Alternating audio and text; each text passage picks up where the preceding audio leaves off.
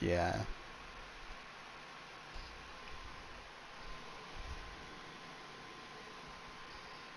You weren't.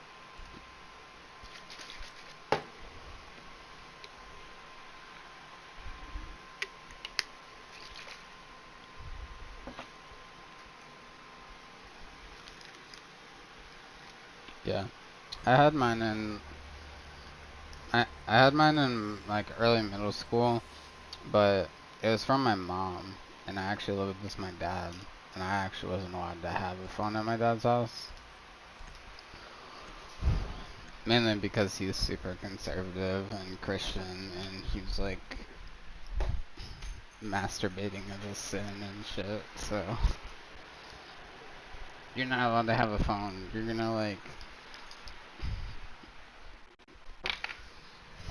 He wouldn't even let me walk home from school like 2 miles because he thinks I'm gonna go have sex with somebody like on my way home and get somebody pregnant. It's like I don't fucking know anyone.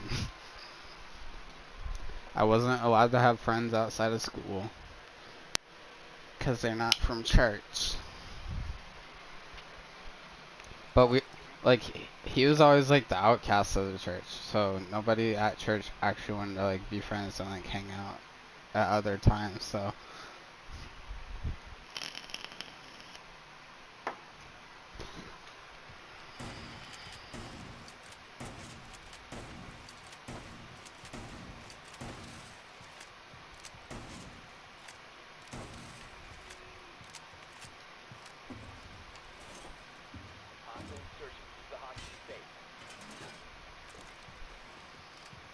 they cared that you didn't act like a dumbass, but they didn't micromanage your way there.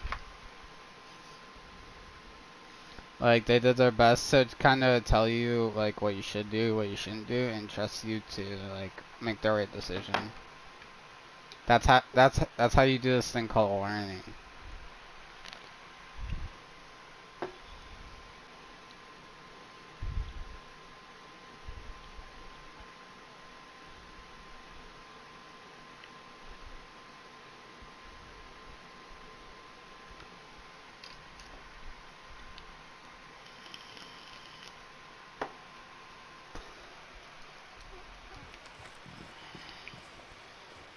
Faux show.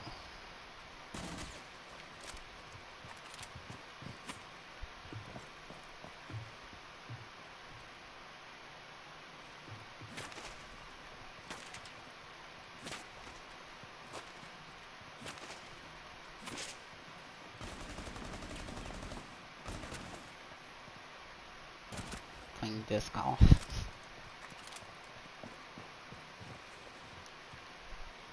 I used to do disc golf with my older cousins, but that was like 4 or 5 years ago, probably.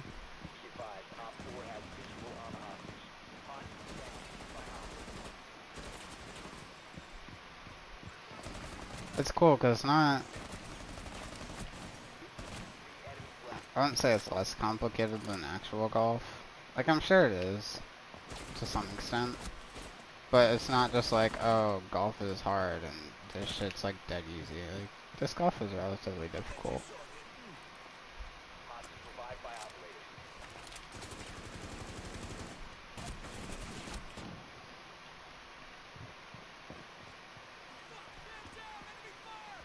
Yeah, it's cool because you can learn.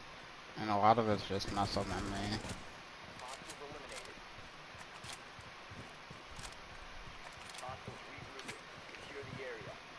Yeah. And then you can do like the ones where you snap your wrist like towards your body and do like front hands. I think it's called a front hand. Like a, yeah.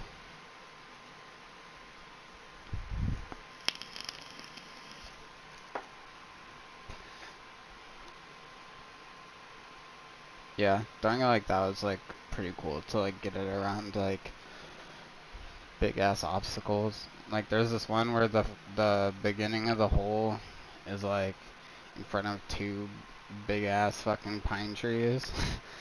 And then the actual like hole is all the way down past it. So you have to try to throw it around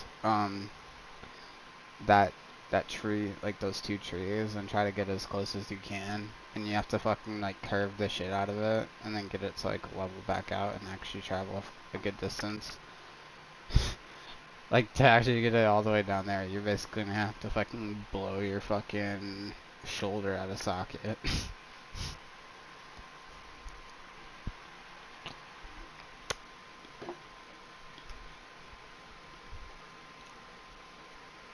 And you have to take it into the winds into account and stuff.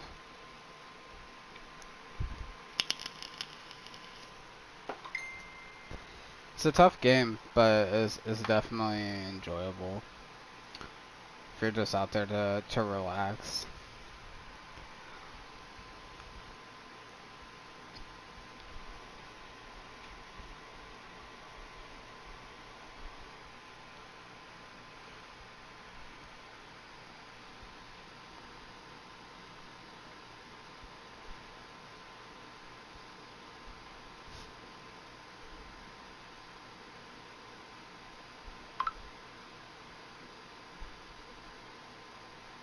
I guess I think it's to make it more aerodynamic.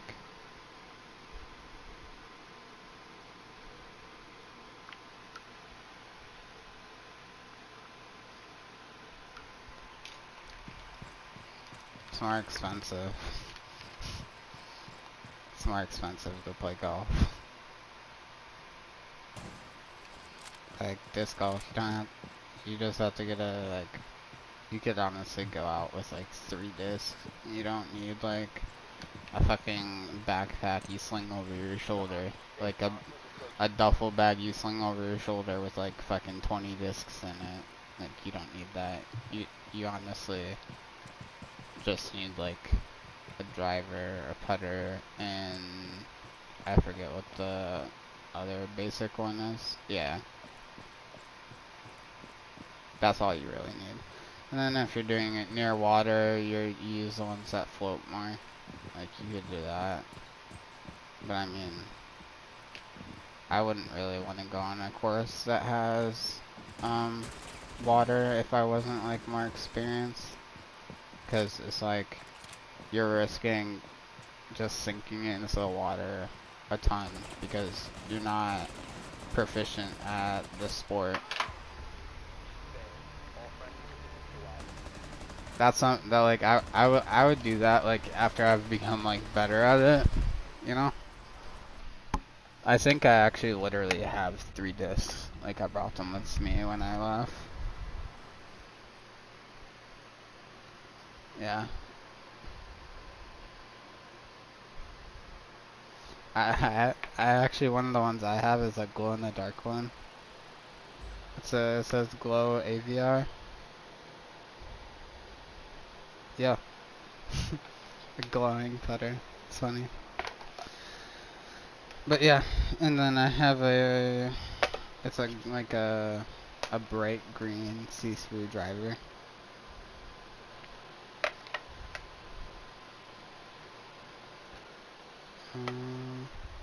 It's all worn off.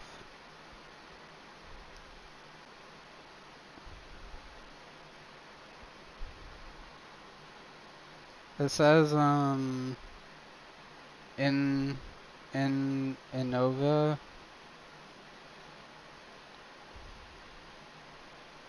Yeah, it's a champion Valkyrie distance driver.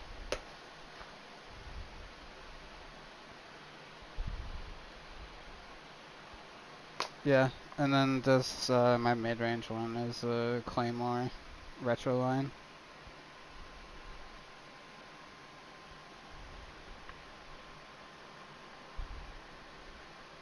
Bro, it's PDGA approved. Oh my god.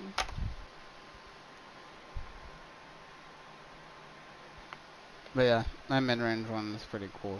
It's like a light purple color with gold text on it. But yeah, my cousin, he just gave me 3 discs. It's nice.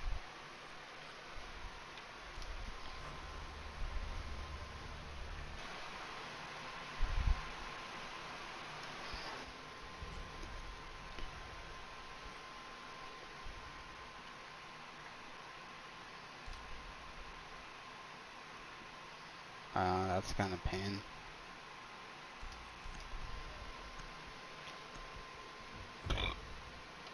It would take a lot longer, because basically instead of having you guys take turns throwing, like how it's kind of supposed to be, they would basically have to completely do that entire hole, and then you guys all walk back to the start and have the second person go, and then have the third person go after the second person had completely went. That would kind of suck, to be honest.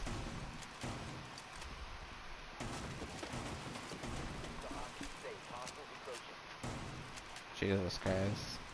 Wanna relax? Wanna relax, dude?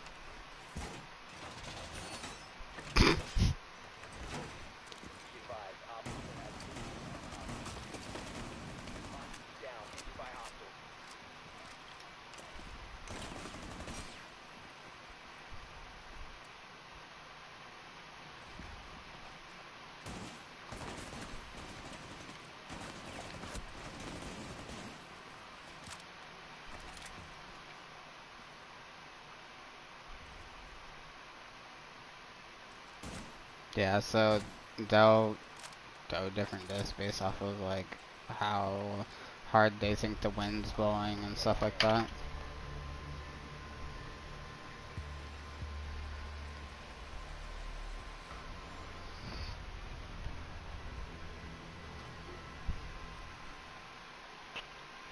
Hmm.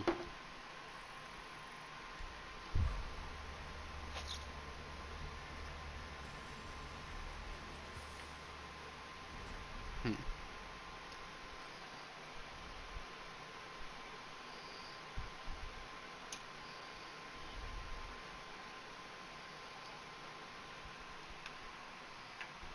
They'll just all be slightly different plastics and weight.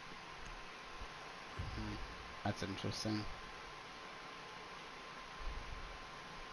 Oh, I got that Valkyrie plastic. I'm gonna fucking C4 them through the fort, bro.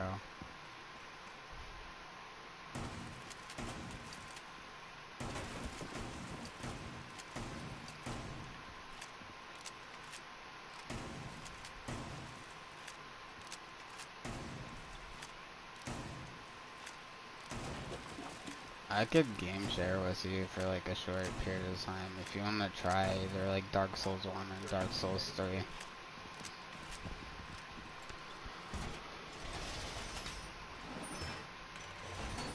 Don't play Dark Souls 2, it's bad.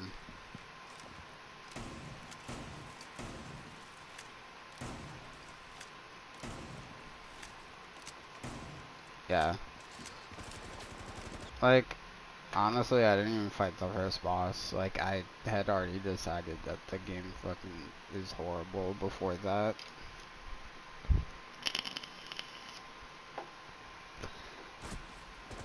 I'm sure it'd be a different experience from someone that's never played before, but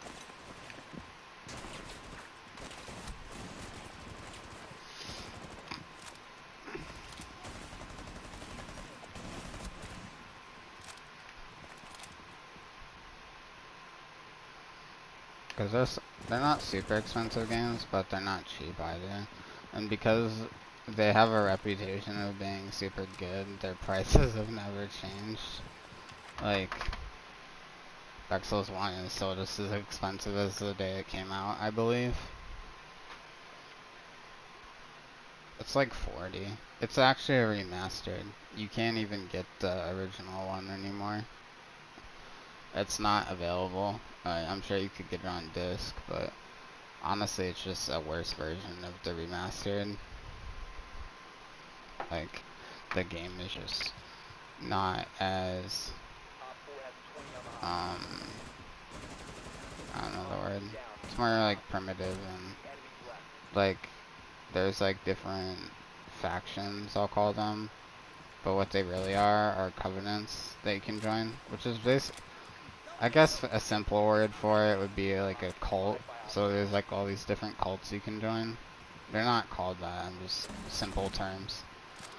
So you can join all these different ones, and to level them up, each one has a specific material you use to level it up, and you would have to insert them one by one.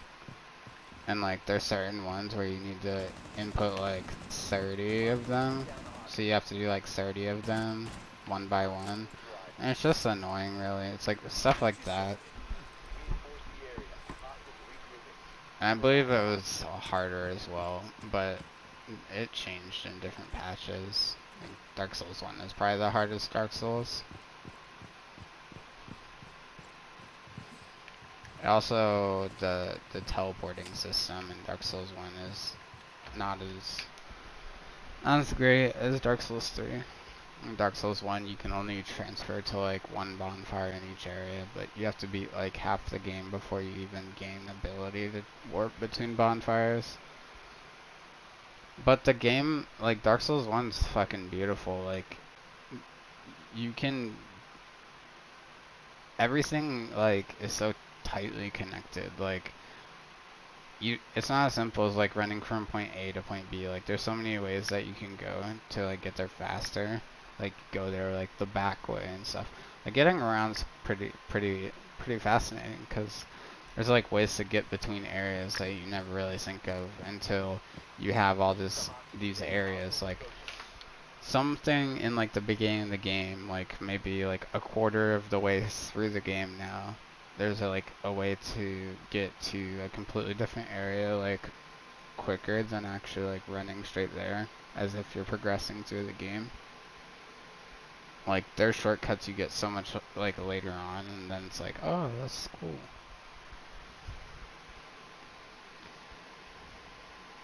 It's like very interconnected and like very satisfying. Probably the worst thing about the game is cutting off tails off of bosses, because cutting off their tails gives you like a weapon or like an item. There's almost all of them.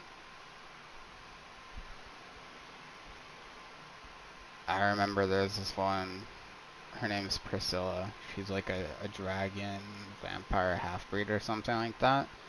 After you aggro her, she starts going invisible and like walking around. So the hard part is like cutting off her tail without killing her. It's so fucking hard. Like if you have like super like beefed up weapons, like ultra great swords, and you like stand at a certain angle, you can one shot the tail. But getting weapons that strong, like at that point in the game, it's kind of RNG. Like if you get the Black Knight Ultra Great Sword, you definitely could, but you only get like one or two chance. I think you only get like one chance to get it before that point, and its drop rate is abysmal. Like if I were to start a new playthrough of it, I would straight up not kill that knight because they don't respawn for the remainder of the game, and I would wait until I have my I don't know what the word is. It's basically this stat discovery that affects the drop rate of items. I wouldn't kill him until I could max out my discovery. Yeah. And then like there's this like helmet you can wear too from killing mimics, which are fake chests that will attack you. Um yeah, and they try to eat you, and you lose like half your HP, and then they can like one or two shot you. They have like a 1% chance of dropping the Grasp of Avarice, or I think it's called Grasp of Avarice or Mask of Avarice, one of those two things. It's basically a mimic helmet that increases your discovery and also increases the amount of souls you get from killing enemies, but it makes you take damage over time. But yeah, it can be helpful for getting your discovery a bit higher. There's like a ring you can wear that increases your discovery, that helmet, and then having 10 humanity will also increase it. Humanity is just a consumable. that makes you human. So like pretty much you eat it to become human, and then you rest with the bonfire and do a specific thing, and it'll make you look like an actual human instead of looking like an undead zombie. But each time you die, you lose your humanity. You can go back, pick your stuff up, you'll get all your souls back, however much humanity stacks you have left, but you'll have to reignite it at the bonfire. But you don't have to be human to have the humanity boost your item discovery.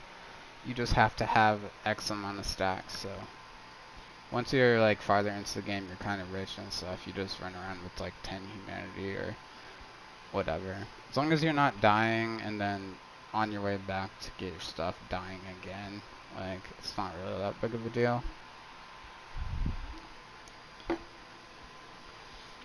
No, it's just if you die between when you die the first time and before you get it. But there are these rings that you can wear. In Dark Souls 1 you can wear 2 rings.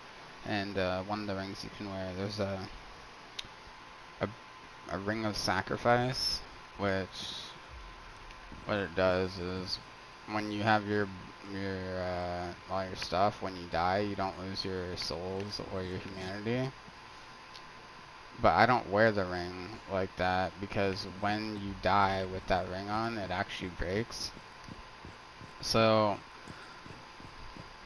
and there's no, I don't want to wear a ring that's banking on being useful if I die. So what I do is if I die and I have a lot on the line, upon respawning, I'll put the ring on so that if I die on my way to go pick my shit up again, it doesn't, so the ring breaks but my stuff stays where it did the first time. So it counters dying like again and like losing your shit.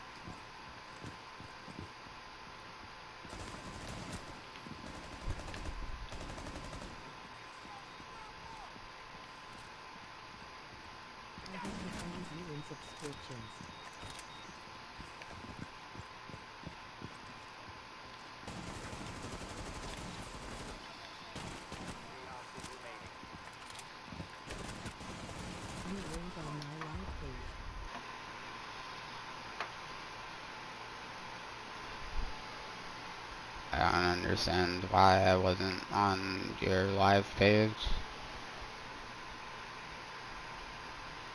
That doesn't make any sense.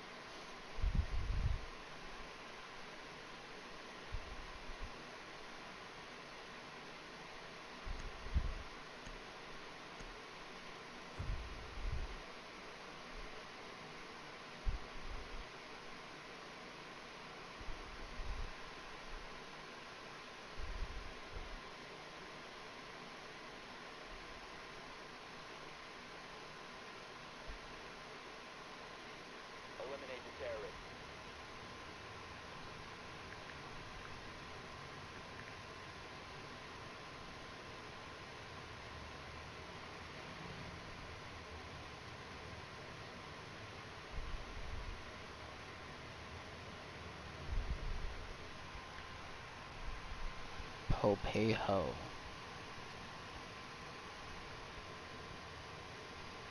4 or 5.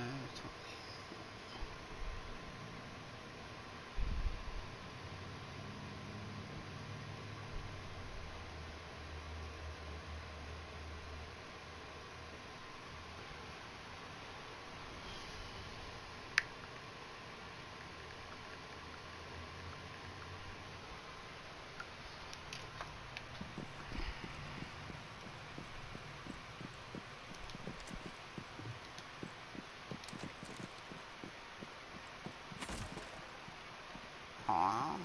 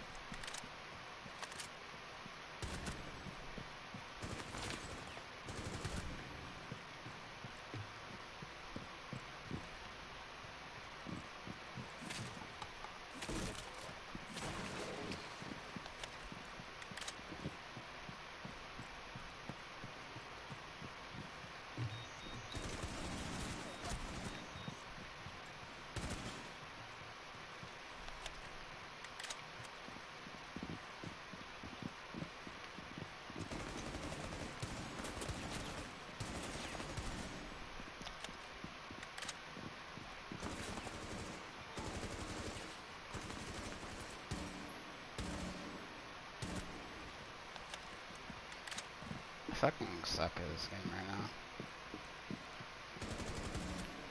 I don't know, like, what's wrong with my brain. Like, I'm not controlling Hibana's recoil properly.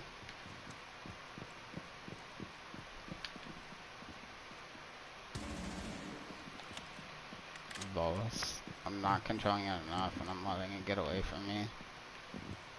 Yeah, it is inconsistent. I'm not pulling enough to the left. I'm not pulling too much, I'm just not pulling to the left all the time.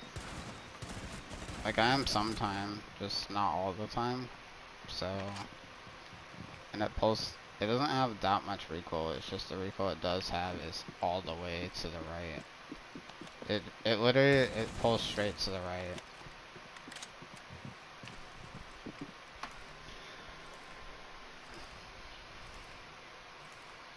So annoying. It seems easier to use, like, with a one-time sight. But I don't want to use a one-time sight. I'm not rushing with her, so there's no reason to have a one-time sight on her. If you're a more aggressive player, it makes a lot more sense to run a one-time sight on her.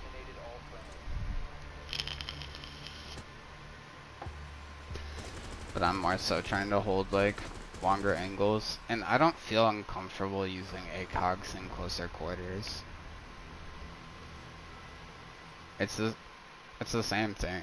You either have decent aim or you don't.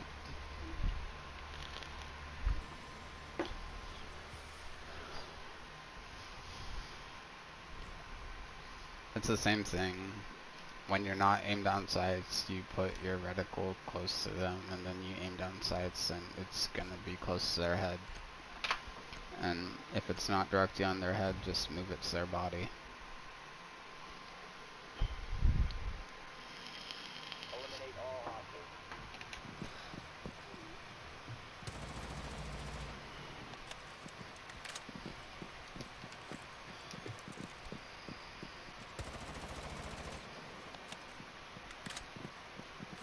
Not Thermite has, not identical, but also has a bit weird sideways recoil. It's just not as bad because it's not as high fire rate and whatnot.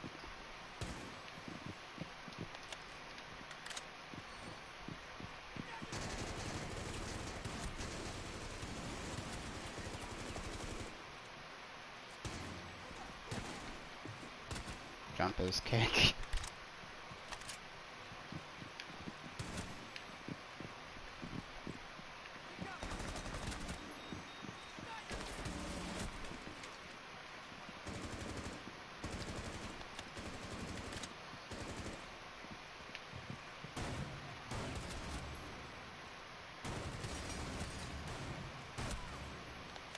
feels jumpy.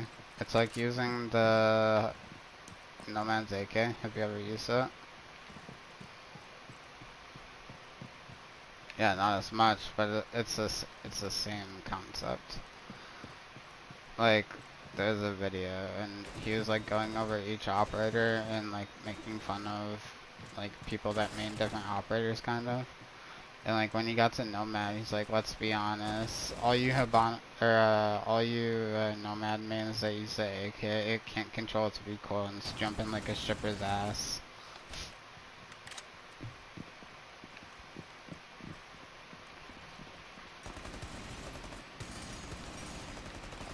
It's nice to have the extra ammo for taking more gunfights. Like if you're not a super accurate player, having the 40 ammo with lower fire rate is a bit nicer. It's still a good assault rifle, it's just if you can control the recoil or not. It just takes practice. It's not a hard gun to use. It's just there aren't other guns that really act the same way. Like most guns don't jump. Like you can kind of just pull down a certain amount and it'll kind of control it perfectly. But with that gun you have to kind of adjust as you're shooting it a little bit.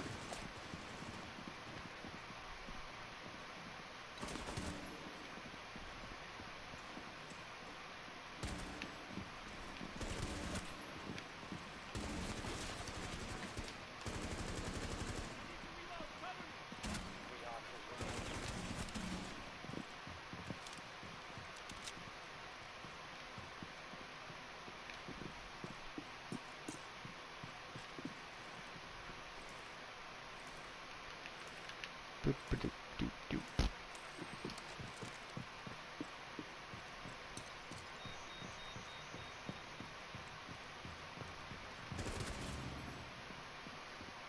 Yeah, like with Savannah, I feel pretty good. Like for the first like 5 or so bullets, like if my reticle isn't where it needs to be before that, it's hard. It's like that with a lot of guns though. Like the first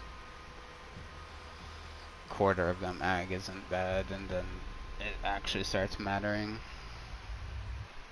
Because the first 4 or 5 bullets are mainly vertical.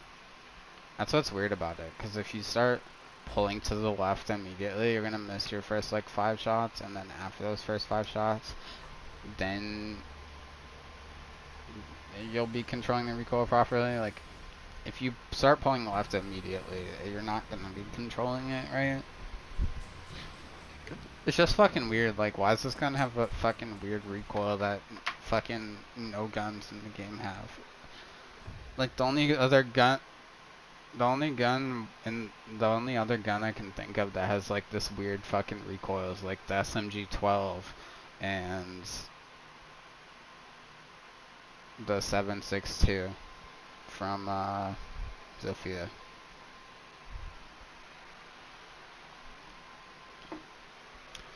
Like Zofia's AR pulls really hard to the right as well, so you have to basically pull almost directly left but slightly down. It's like down to the left but not completely diagonal. It's like more left than down. It's weird. It's hard to explain. And the other thing about like recoil is like when you're leaning, you have to pull it differently because your perspective is different. So like if you're leaning to the right, you actually pull almost straight down. If you're leaning to the left, you have to pull more down than left. But if you're not leaning, you have to pull more left than down. Like it's weird because like when you practice like shooting guns and controlling the recoil, you're not leaning, but you're leaning more often than not. So like if I'm walking down a hallway and there's no reason to be leaning, I have to lean because it just feels so weird to not lean.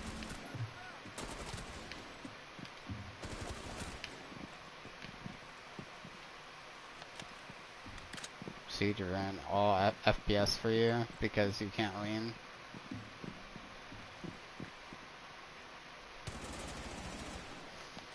Yeah, I mainly struggle with this gun leaning left, which I lean left more often than not, because leaning left is better than leaning right in terms of perspective.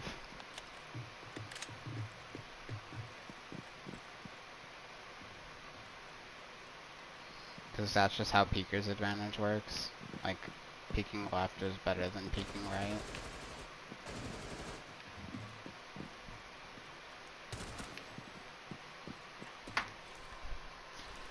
That's why, like, when I practice in, like, T-hunts and stuff, I'm not going for one-taps, actually. I'm going for full auto sprays where I control the recoil into the head. Because, obviously, taking the time, like, you should do both. Like,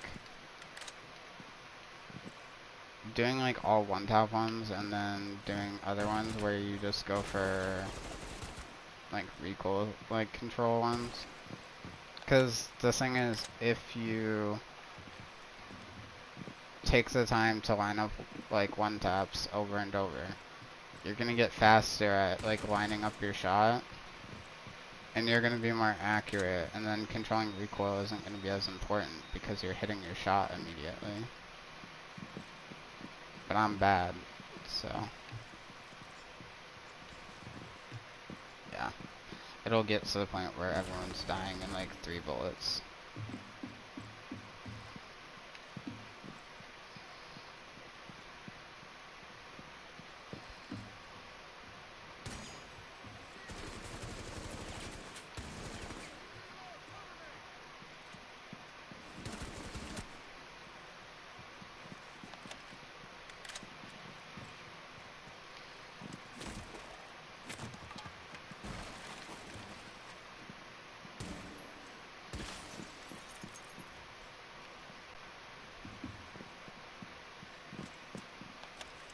Yeah. That's one thing, is like, if you're playing worse in normal games than what you're doing in T-hunts, obviously you're not doing what you're doing in T-hunts. Like, when you do T-hunts, you have to have the same mentality as when you're in an actual game, which takes a lot of work to do, because you have to, your brain is telling you, these aren't real players, but those are.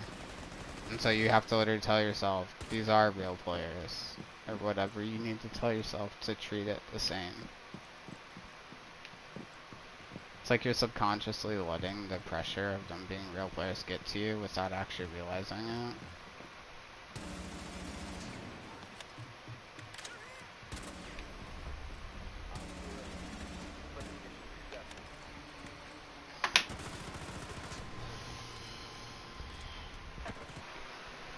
Where the fuck that potato kid at, though?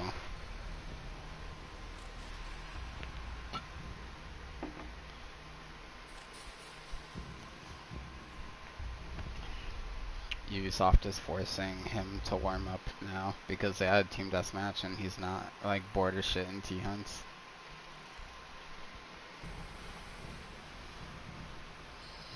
I still do T-hunts even though Team Deathmatch is a thing. Like, it's just added an extra step to warming up. It's like I do T-hunts for like 15-20 minutes, and then after I do T-hunts for 15-20 minutes, then I do Team Deathmatch for like 3 to 5 matches, depending on how I feel. If I'm feeling good, I only do like 2 or 3. And currently I'm doing like unranked before ranked again, because I'm still trying to get back into it. What did our first rank match yesterday? Our team is literally team killing, like the first round, for no reason. You took my operator. You took my operator.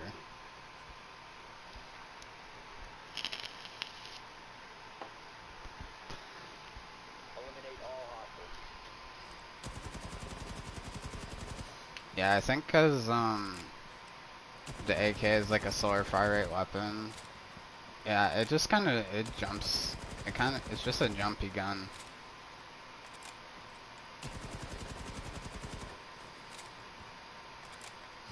I like running the ARX on Nomad a lot more than Iana. but it's not like you get a choice with Iana. I'm just annoyed. She doesn't have the higher magnification that Nomad does. I don't use it 2 times. I use the ACOG. And the air the ARX has the ACOG too. Like the ARX and the AK both have ACOGs.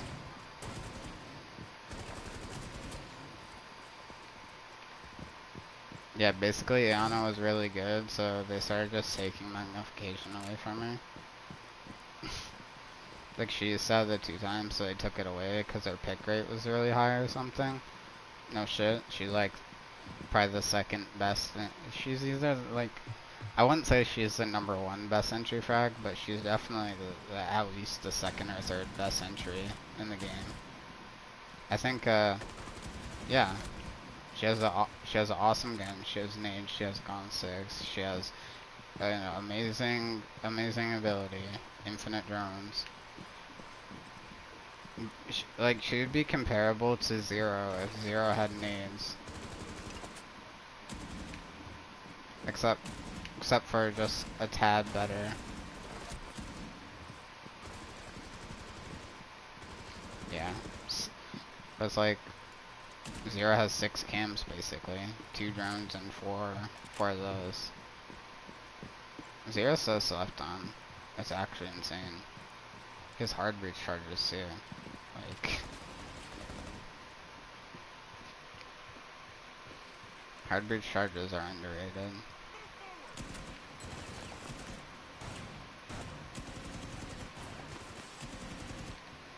Yeah, I think this is gonna be my last one. I'm gonna do team deathmatch. Just give me like a minute or two.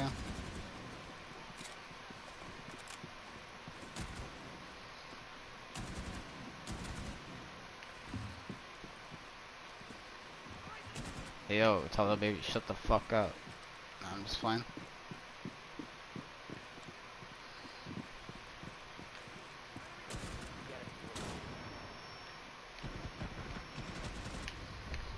That'd be funny. It's like I tell you, hey yo, tell that baby shut the fuck up. You just hear a loud ass thud. He's like, what you do? Oh yeah, you told me to tell the baby to shut the fuck up, so I punted it into the wall.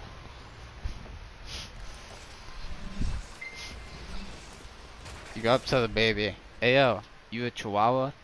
No. Yeet!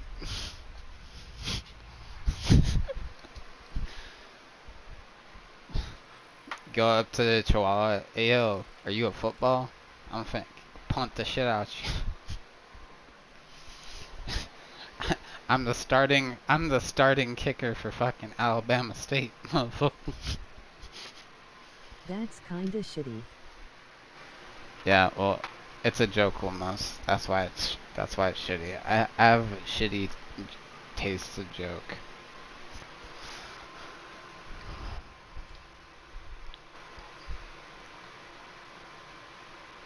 Almost favorite dog in the entire world was a Chihuahua. That's probably why she said it's shitty. It wasn't like it wasn't like it wasn't a Chihuahua that like barks a lot. It was like a nice one that loved her. Not all Chihuahuas are like that. Just 90% of them.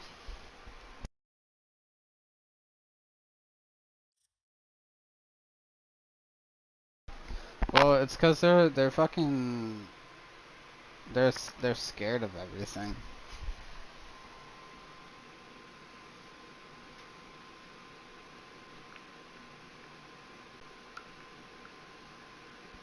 Yeah. Smaller dogs are just like that. Like they're scared of everything, so they fucking yip 24/7. Messenger. Yeah, I heard, I saw. Messenger yourself.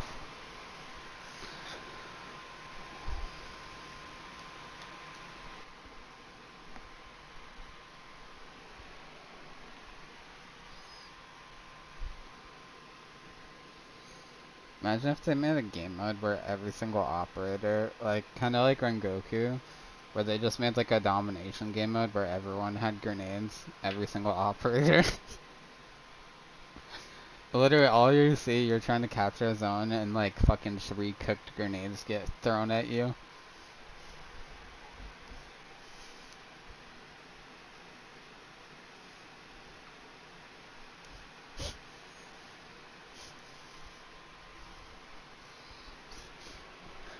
Let's see, what do? You give everyone like fucking vectors and grenades.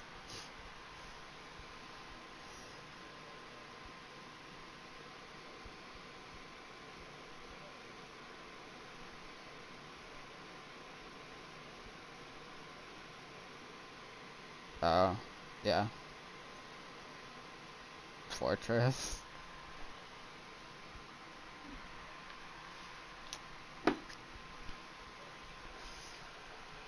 I've only ever played Fortress like 3 or 4 times.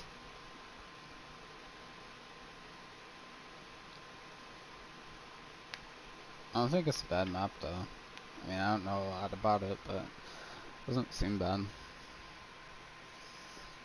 I need to curb my addiction of buying alpha packs. I need to save up for Warden.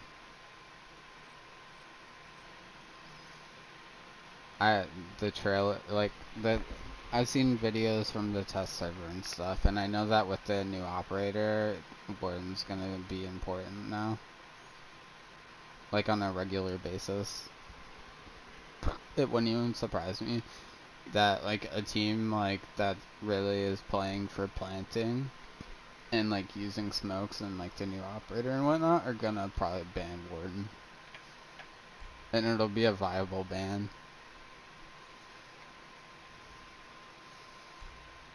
Now I have an excuse to become like good with the SMG 12, so I can use SMG 12 in Mossberg.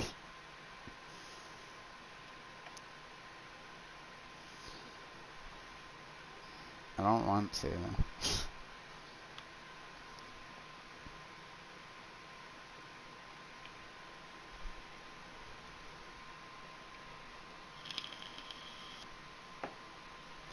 Well, he's gonna have these like little canisters that he rolls across the ground. You know those like smoke screens in Valorant?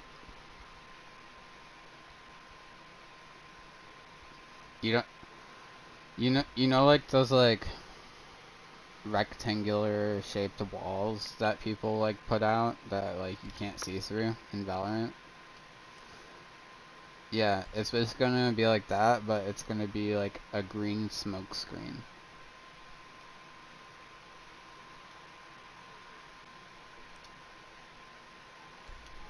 Yeah, you can walk through it, but you can't see through it.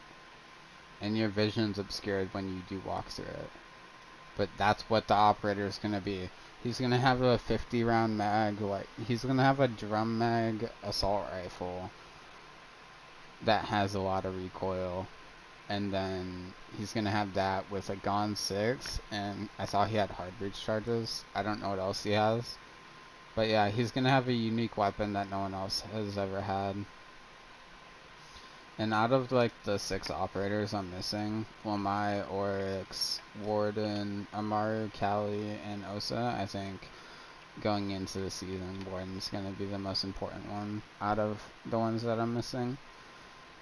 Like I knew Warden, Lamai, and Osa would probably be the best picks, but like Amaru, just for the sake of like really focusing on SMG 11 and T-Hunt.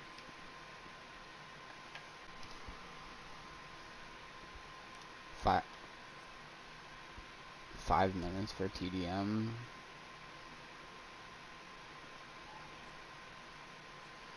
I think it has to hit the ground, but yeah, it can be countered by ADS because it's just throwable.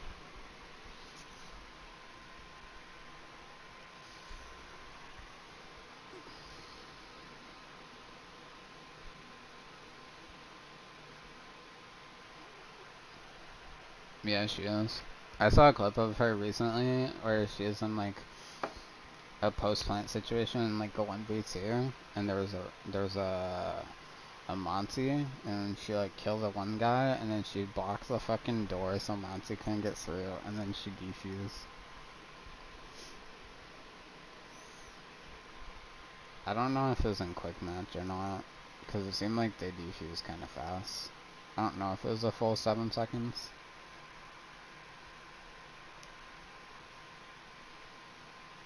Did they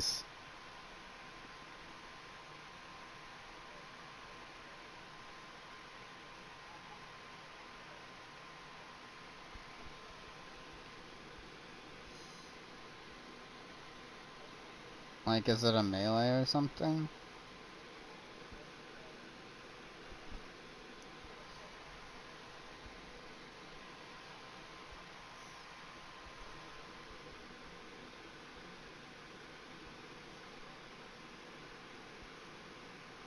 Here, I'm gonna watch this, oh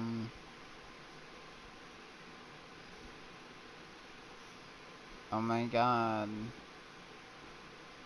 Why is the fucking Carnosaro helmet in the trailer?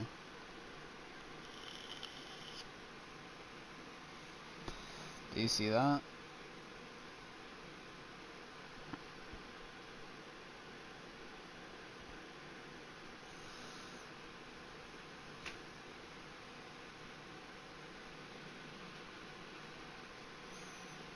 Wait. Why is Austrian coming back?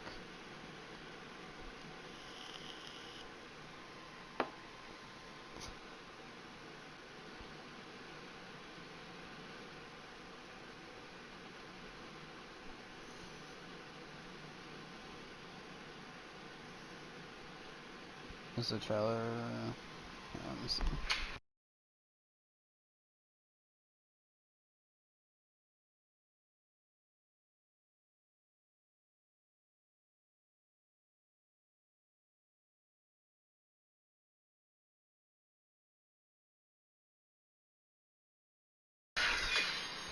A haunted Leviathan.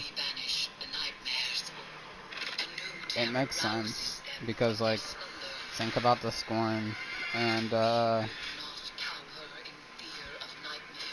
we're getting a raid, so I think this is a raid.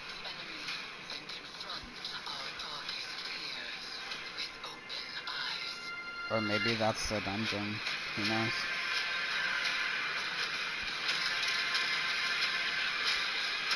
That armor looks pretty cool.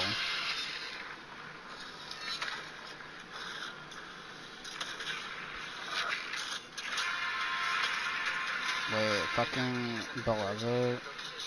Beloved is in the fucking trailer. So they're gonna bring back the Menagerie weapons, I bet. Yep, Austrian is in it.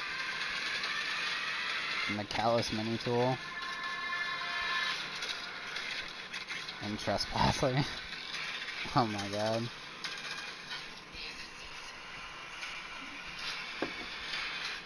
Like Trespasser, I want one more. Oh, I'm just playing. That would be hell.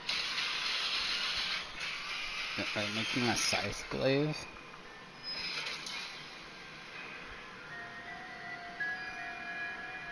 Well, that trailer was pretty epic. Beloved 2. Beloved 2.0. It's funny, that sniper skin is gonna be reskinned so many times. Like, that weapon skin has been being used since fucking, like, early Destiny 1. Like, LDR. They literally made the ornament for Beloved to be LDR. And it's just been used so many times, like, before Destiny 2 even came out.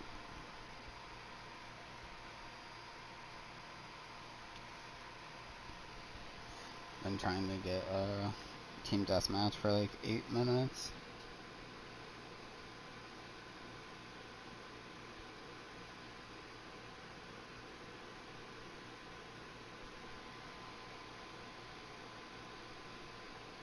What's up, Guardians? Profane here. Thanks for checking out the video. a bit ahead of schedule. Bungie has officially announced that Solar 3.0 is the newest I wonder if Solar DFA is even gonna be good. Like if they're gonna put its space stats more in line with like current hand cannons, or if they're just gonna put it in the way it was. Because if they did, it's not gonna be that great. Yeah, everything's been power crept so much. Like literally there was a tweet, it's like in year one if you told me that Dire Promise was gonna be power crept, I would have laughed at you or something like that. Here I found a tweet. If you would have told me in year one that they would power creep Dire Promise with spare rations, I never would have believed it. If you would have told me in year 2 and year 3 that they would somehow power creep spare rations with Palindrome, I never would have believed it. I'm just not surprised with the 3.0 subclasses. And then someone said by 2025 we'll have a 140 hand can with 100 stat points in all the stats. And he's like, real and likely real.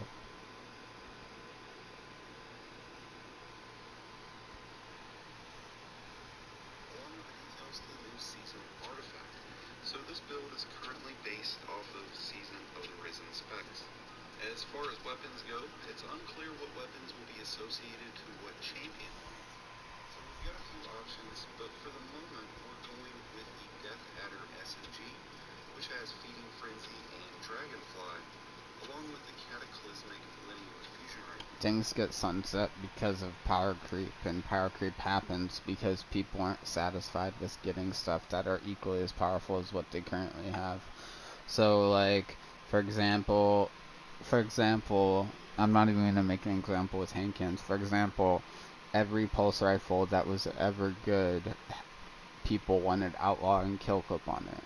And because they already have these perfectly rolled outlaw kill clip pulse rifles, they have no reason to ever use another pulse rifle that comes out down the line unless it's better with outlaw and kill clip. If it isn't better with outlaw and kill clip, they're never going to stop using bygones. So same thing with like blast furnace and whatnot. Like blast furnace could fucking nuke people at 50 meters because of zoom, and have kill clip so that you can spray body shots and get away with it.